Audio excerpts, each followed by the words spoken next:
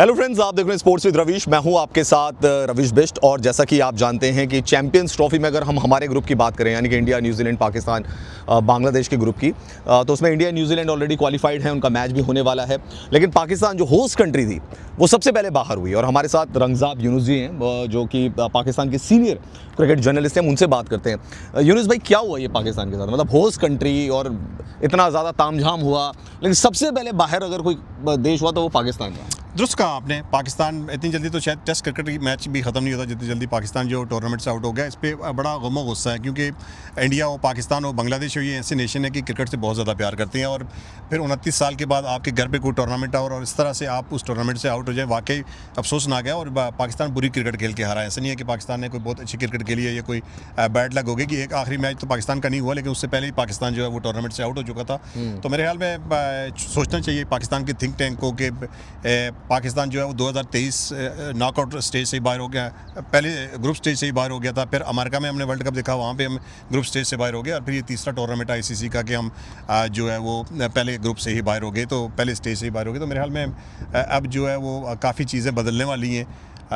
Team को लेके भी काफ़ी ज़्यादा बातें हो रही हैं, टीम की सिलेक्शन को लेके काफ़ी ज़्यादा बातें हो रही हैं, टीम की मैनेजमेंट को लेके काफ़ी ज़्यादा बातें हो रही हैं। तो मुझे लगता है वो जो अमेरिका में हारने के बाद हमारे मोहसिन नकवी साहब ने कहा था ना कि सर्जरी होने वाली है, तो कब होगी वो सर्जरी? अब मेरे ख्याल में राइट टाइम आ गया है। अब राइट टाइम आ गया है कि अब होना चाहिए, क्योंकि बहुत ज़्यादा टाइम आप दे चुके हैं। किसी प्लेयर को आप इतने ही 3-4 आईसीसी की टूर्नामेंट दे सकते हैं। तो मेरे ख्याल में जितने भी सीनियर प्लेयर हैं, आप बाबर आजम का नाम ले लें, आप शहीन शाह के ले लें, नसीम शाह का ले लेंगे, तो सारे प्लेयर हैं कि जो बहुत ज़्यादा ग्रूम हो चुके हैं। जो टाइम होता है, जो लर्निंग प्रोसेस होता है, वो इनका पूरा है। अब इनका टाइम था कि ये एक बड़ा इवेंट जिताते जिसमें वो नाकाम रहे। तो मेरे ख्याल में अब नए यंगस्टर को जो है वो मौका देना चाहिए। अच्छा, दो सवाल पूछूंगा, स्प्लिट करके पूछूंगा। पहला सवाल तो है कि टीम सिलेक्शन को लेकर बहुत ज़्यादा सवाल उठा रहे हैं पाकिस्तान के फॉर्मर क्रिकेटर्स।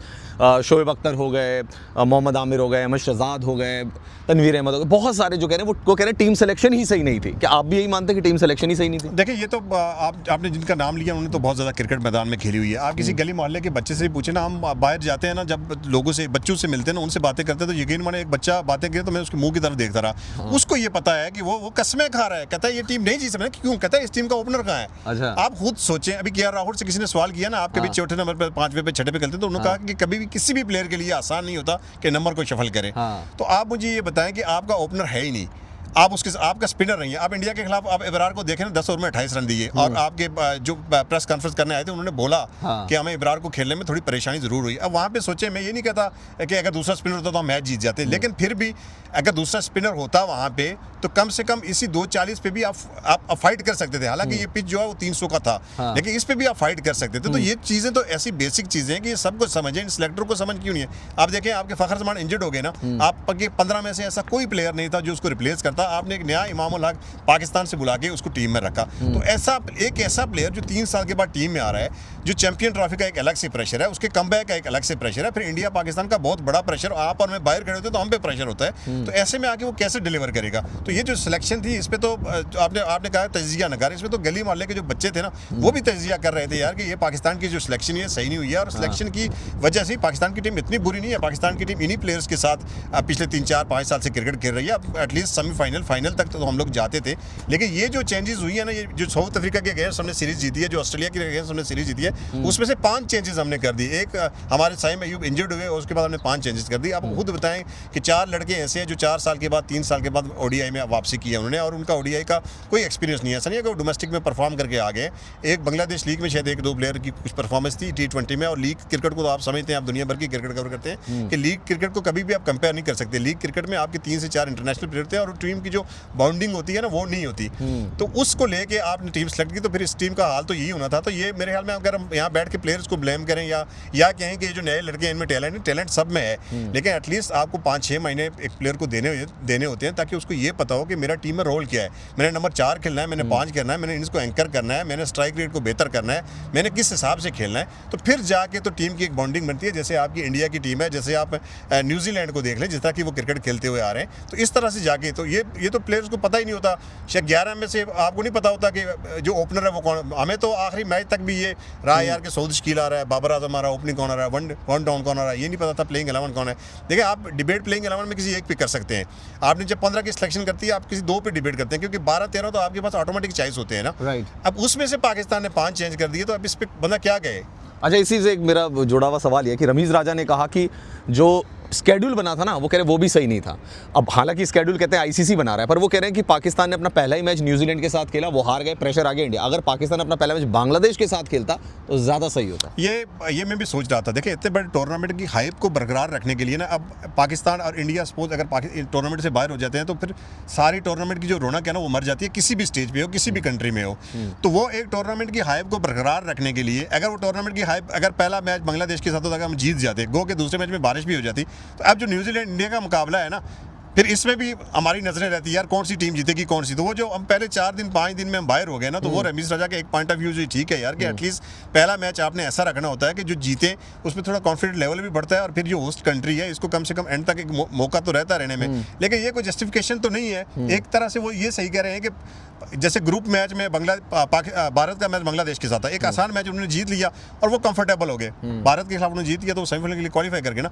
इसी तरह अगर पहले बांग्लादेश के साथ होता, इंडिया के साथ हम हार भी जाते, तो फिर न्यूजीलैंड के साथ जो हमारा मुकाबला होता, अगर आखिरी मुकाबला हमारा होता, तो फिर उस पर हमारी नजरें रहती यार कि ये कैसा होता। तो स्केड्यूल की वजह से ये एक वजह तो कह सकते हैं कि इसमें थोड़ा सा ये है कि जो 5 दिन में बाहर हुए हैं, अगर आप इसी तरह की क्रिकेट खेलते, इस तरह की गंदी क्रिकेट खेलती, तो फिर आप 10 दिन में बाहर हो जाते। लेकिन वो है कि वो टूर्नामेंट की रौनक जो है ना वो अच्छा, मैं ये पूछना चाह रहा हूँ, अभी तो आप पाकिस्तान गए थे, आप पाकिस्तान से होकर भी आए। अब देखिए पूरा चैंपियंस ट्रॉफी गुजर गया, लेकिन पाकिस्तान एक भी मुकाबला नहीं जीत पाया, क्योंकि थर्ड मैच जो था वो रेन वॉश आउट हो गया।